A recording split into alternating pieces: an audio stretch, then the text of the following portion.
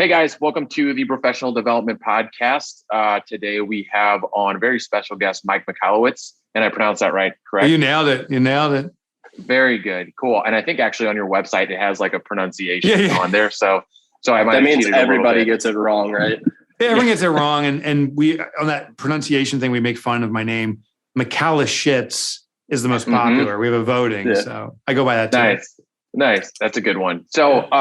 For those of you that don't know, Mike leads two multi-million-dollar ventures as he tests his latest business research for his books. He's a former small business columnist for the Wall Street Journal, a business makeover specialist on MSNBC, and he's a popular main stage keynote speaker on innovative entrepreneurial topics. He's also the author of Get Different, Fix This Next, Clockwork, The Pumpkin Plan, The Toilet Paper Entrepreneur, and the most one that's most relevant to us, and I know Brad has read, is Profit First. So, Mike, we really appreciate you coming on. It's a joy to be with you guys. Yeah. So, was doing a little bit of due diligence first. So, saw online that Profit First, the one we want to really hit on, which is the best-selling book implemented by over 600,000 small businesses, is now a video book. And coming from a guy at a third grade reading level, I can't tell you how great that is to me. So how exciting is that for you? Oh, it's really cool. The company that's doing it approached me and the publisher of the print book, which is Penguin Books, and said, hey, there's a new format that you should consider. So there's print books, there's audio like Audible, and then there's Kindle and those types. And he said, why don't you do video? It's like a masterclass, but it's different in that it stays true to the essence of the book. They follow the chapters and guidelines, but it's presented with video and B-roll. You get to meet some of the people that were interviewed for the book. You actually get to see them on video. So I think it's a cool perspective. That's awesome. It seems like, and something that's great about your book is there's a lot of application processes to it, which is, what makes it so successful. So to have a video do that, explain it, makes it a whole lot easier for people like us who are more like a hands-on type of approach. Totally. And for most people, I think the interactivity, the visualization, like you see the numbers there. Profit First, I always intended to be super simple. This is not for accountants. It's for the antithesis of it. It's for folks that you log into your bank account, you see how much money you have, and you make decisions. Like, can we have a system that supports that natural tendency? And that's the natural tendency of almost all business owners I know. So we need a simple system. Profit First is not an accounting system. I think you'll confuse that, think that it handles all your accounting. You still will use an accounting system, but this sits on it like an umbrella. This is a cash management tool. It ensures you're consistently profitable. Then the accounting comes into alignment afterwards behind it. But we, as the business owner, don't even really need to worry necessarily about that. Well, that was what was funny. We have another co-host here who I said, I'm reading Profit First. And he's like, I don't need to read that. I know how it works. It's revenue more than expenses, profit. And I'm like, no, man, there's a little bit more to it. And I think a couple weeks went by and we were having a conversation about it. And he's like, that's a really good idea. And cool. He thought it was his own idea at first because he thought of it on his own. And I'm like, no, you just said everything that's actually inside of the Profit First book. So could you kind of explain that real quick for some of our listeners who haven't had a chance to dive in without giving away all the secrets, I guess? Yeah. And kudos to your co-host for realizing that. Sometimes I get so entrenched in my belief that even if something alternatively presents itself that may be better, I don't want to listen to it because I want to stay with what I believe. So kudos to the co-host. Profit First, what I discovered is most business owners, including myself, go into business for two reasons: financial freedom and personal freedom. I want to make the money I want to make, so I don't have to worry about bills. And I want to be able to do what I want when I want, personal freedom. And it's ironic, those are the two things that least happen for business owners. We're not making any money. We're struggling check by check, and we're working our asses off. Yeah. So the first thing I tackled was this money issue. I'm like, if we go into business for money, we don't make money, what's wrong with us? And I kept on thinking what was wrong with us. And then it clicked one day. I was looking at the foundational formula of sales minus expense equals profit. I said, oh my God, there is nothing wrong with us. That formula is a lie. And when I say a lie, it's truthful in that it's logical, but it's not behavioral. Yeah. It is human behavior. When something comes last, it's the same as saying it's not important. If you love your family, you don't say, yeah, I love my family, I put them last now. Or your health matters. I decided that I really got to get healthy, so I'm going to put exercise and health last. No, you put it first.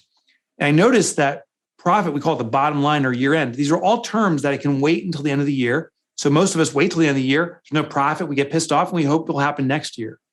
So the profit first system, we simply flip the formula. Sales minus profit equals expenses.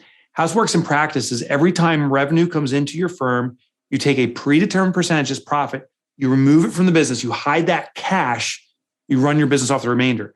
And by taking your profit first, you ensure permanent profitability. That's awesome. And so I'm one of the people that actually haven't gotten to read your book, but Brad's been talking about it for a while. But I did listen to, what was it? You were on the Profit Answer Man like a couple of years ago. So I was listening to that podcast, and there were some pretty impressive percentages about like how many people actually know what the fuck's going on, like with the finances within their business. Do you remember those numbers? Yeah, I do know this. I know that there was a study that was instigated by U.S. Bank and backed in part with the SBA. The SBA identifies small business as a company that does $25 million in annual revenue or less. That's my company. It's perhaps many of the listeners or all the listeners, I don't know, but it's a lot of business. There's over 30 million of us in the US. There's over 300 million now globally. And what the study identified is that 83% of small business is in check-to-check survival. The vast majority of businesses are in a cash crunch, which means they don't have enough money to pay their bills, pay their employees or staff or team, let alone pay themselves. So the owner's skipping on something, and it's usually themselves. So they start to hate your own business. The thing you started to serve you loathe it. The 83% was mind-blowing. That means there's 25 million plus businesses right now, as we're doing this, that are struggling, don't know how to pay bills tomorrow, and they're not taking a profit. That I want to fix that for everybody. Yeah. And one of the questions I had, which I think you're kind of already answering, is why do you think most businesses fail? Is it just a total cash flow system where there's not enough cash in the system to pay these bills? And what advice do you give to those people to avoid that? Yeah, I think the reason the majority of businesses fail is that they don't have a profit system, which is a little bit different than cash flow. Cash flow is collecting more money. It's how money flows through your business. But the optimal cash flow is collecting more than you're spending. But even that's a problem, meaning some businesses will say, oh my God, we need money, do collection calls, and we try to get money in sooner, but they're not still profitable. So the little tweak is we need a profit system. Every single transaction, there must be profit baked into it. Profit, I say in the book, profit is not an event. It's not like it's one big transaction. Profit is a habit. Every day, we got to be putting a little bit more away, a little bit more away, and that becomes sustainable and it grows on a big scale. Most owners try to sell their way out of things. And sadly, and it gets me upset, there's some pretty like famous entrepreneurial advocates that say sales cures everything. Total bullshit. Sales actually causes stress for an organization.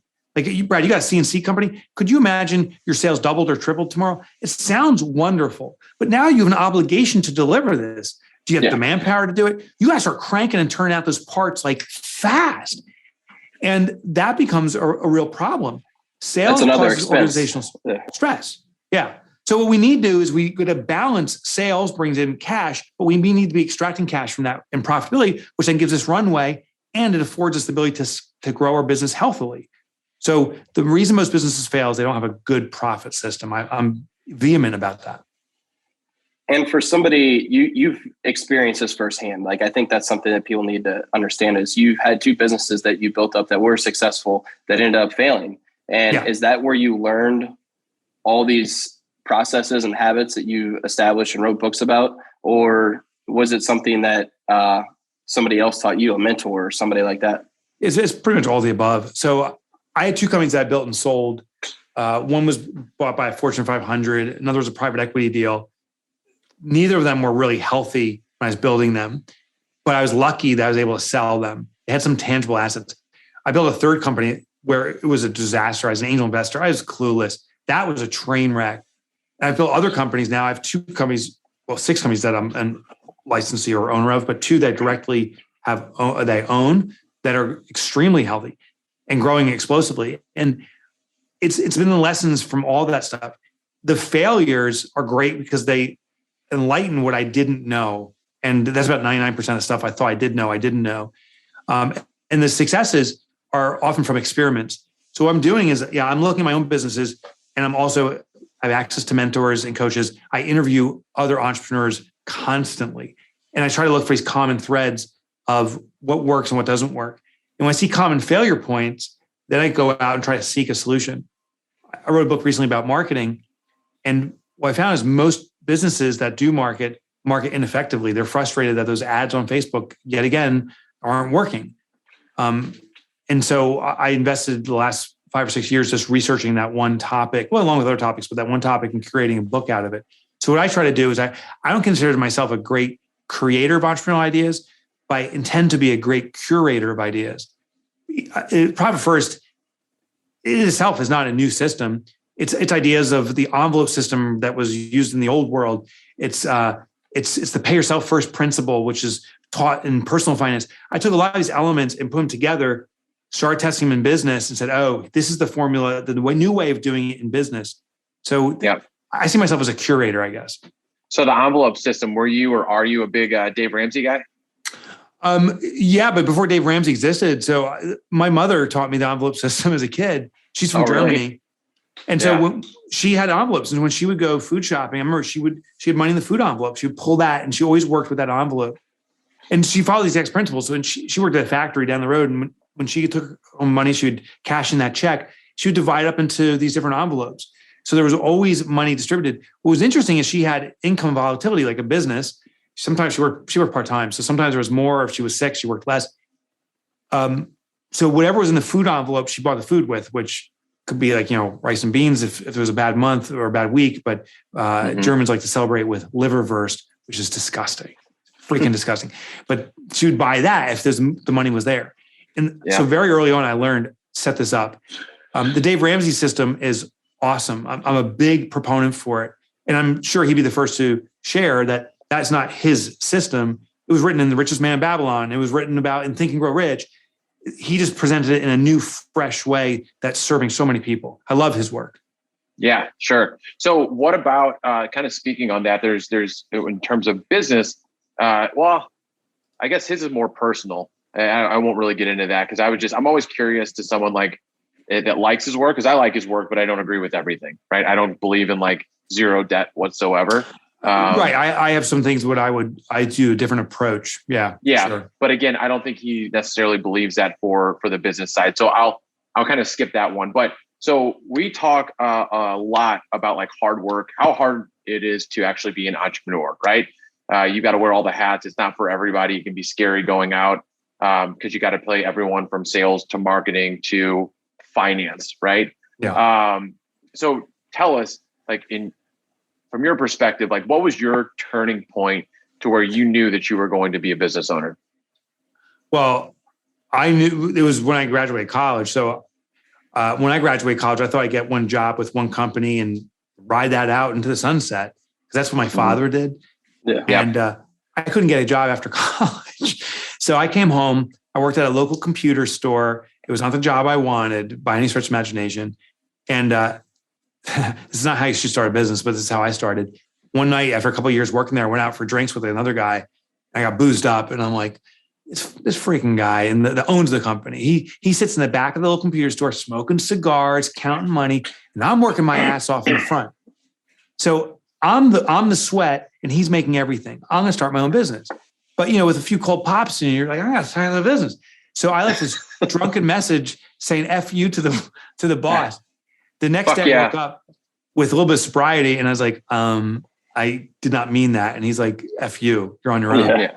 So I burned my bridges. I don't suggest doing that, but that's what I did. I also was married and had my first son in my early 20s. So now I had to feed 3 mouths and start a business. And it was terrifying. But admittedly, that was the best thing I could have done, because I had to make it successful. I had to make money quickly and fast. I hustled like I never hustled before in my life. Yeah. And go ahead, Brad. I find that super interesting. So I only have a couple employees here, but I push everybody I know, like in the entrepreneur aspect. So for somebody that was an employee, we were like, fuck this, I don't like it. You went out on your own. Now you employ, I'm sure, quite a few people. do you still have that where you're looking for like you push your employees now, like, hey, if you have this idea, you have this dream, go work for it? Or are you like just trying to like keep your employees like in your little nest? Yeah, they're my domain. Now, so we have 22, 23 people. I encourage everyone to start their own business. And unless they don't want to. Yeah. A lot of people don't want to. I mean, what I realize is the number one job that you and I, that we have, the number one job of entrepreneurs is to create jobs, not to do the work, but to create the work for other people. Because there's a huge portion of the population that says, I just want to get there at 9, leave at 5 and go home. And they deserve that. And we can create that. There is a portion here that says, I want to explore entrepreneurship. Maybe I can make more money this way, or maybe I can just live life on my own terms. So we have, of our 20 folks, I would say probably 6 or 7 businesses here, side hustles. Yeah. But the president of our company, her name's Kelsey, she had a side hustle for about 2 years, and she's like, you know what? I'm done being an entrepreneur. I'm all in on this. And I think the fact that she was given that freedom and discovered something she didn't want, I think she even enjoys it more here. There's no regrets. I don't want anyone having a regret saying I should have, could have. Yeah. I think that's an awesome mentality to have, and not one that most have. You know, a lot of business owners that I've talked to, they're huge on these non-competes because they're afraid that somebody's going to go and start like a competing business or doing something. And so like I own a recruitment company, and I've always said, it's like, I'll never make someone sign a non-compete. Now, a non-solicitation, a little bit different. Non-solicitation is like, you're not going to take any of my clients. You're not going to take any of my people. It's like, but it's one of those things, if somebody's going to start their own business, they're going to do it no matter what. Right. It's true. And so the best thing you can do is like train them, give them the best experience working for you, give them freedom, flexibility, ongoing development.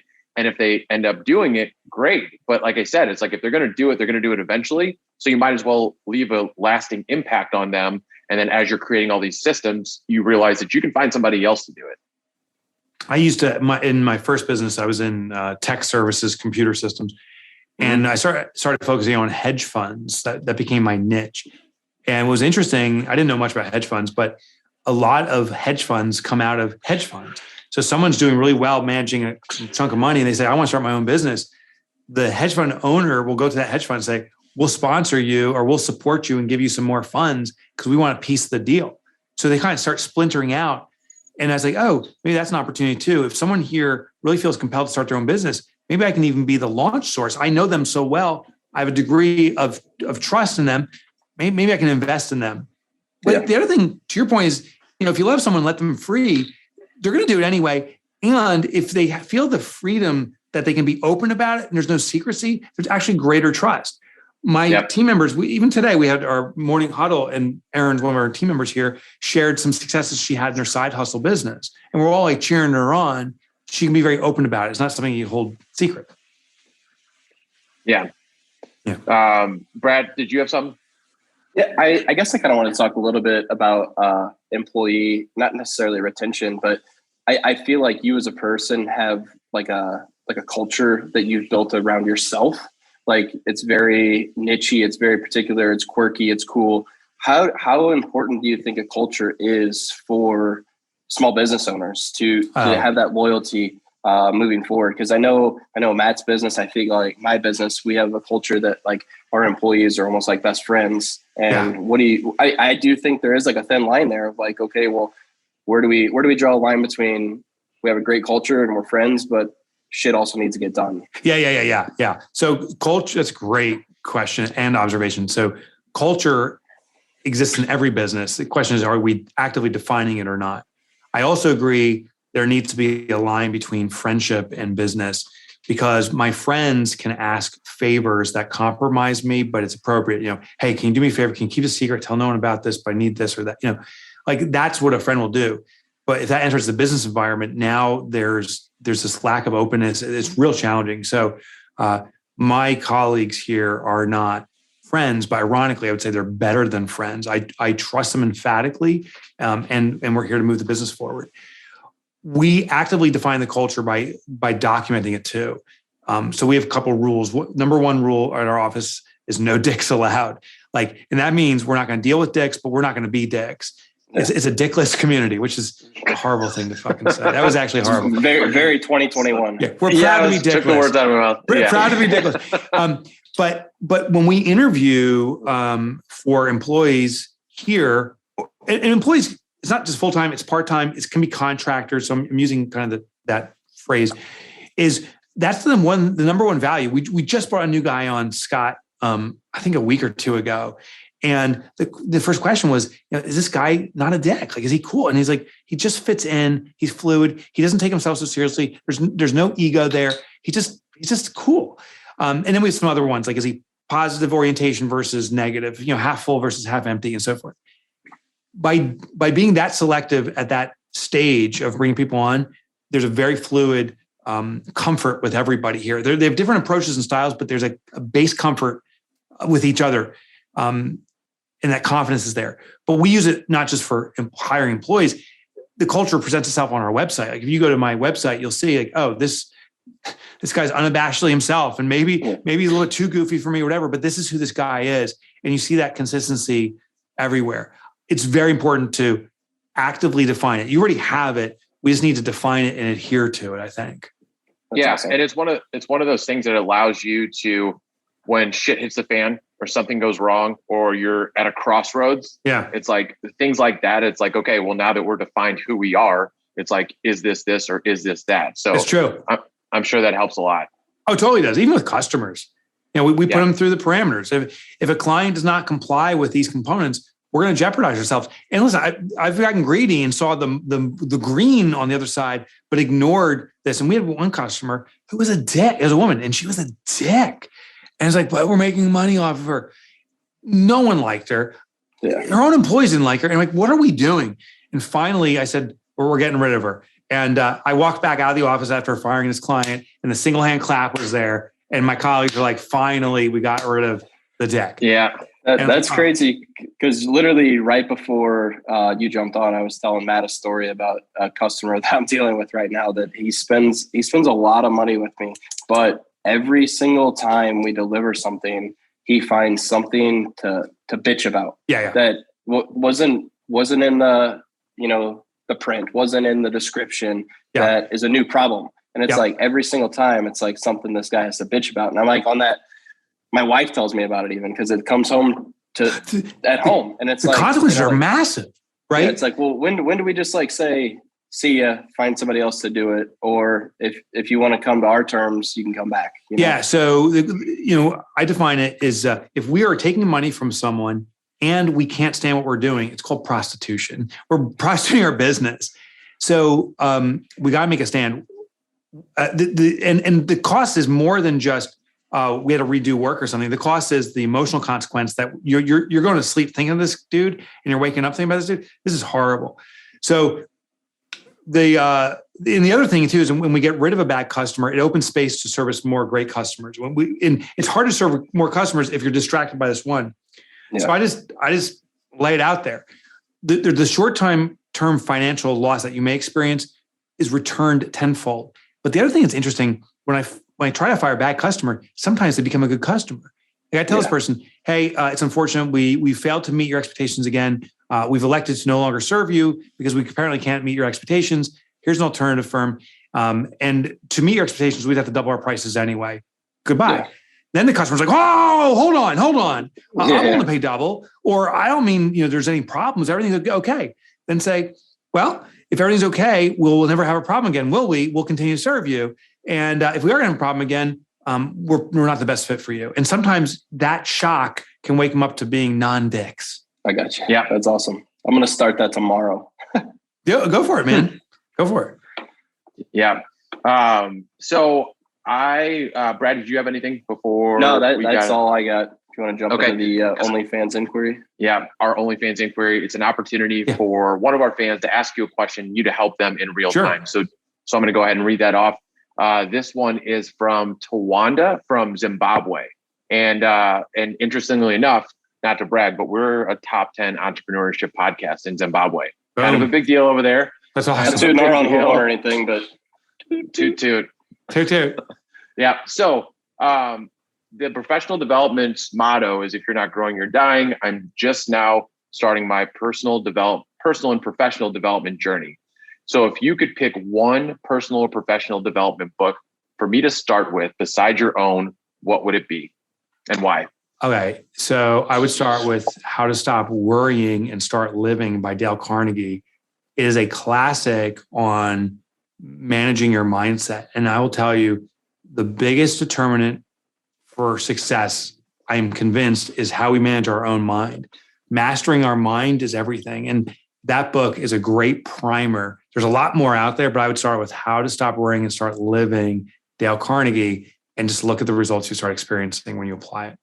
Cool. Love that. And I really love, I think we're probably about 70 to 80% business, right? But I love whenever we get one that's more of like living a fulfilled life or living through purpose, stuff like that. Yeah. So, actually, Mike, I think we are right at 3 p.m., 4 p.m. your time. Split. Yeah. So no, we appreciate you coming on, Mike Michalowciz. And we'll hopefully keep in touch. I'd love to. Thanks for coming on. Thanks for having me. See ya. See you. Bye-bye.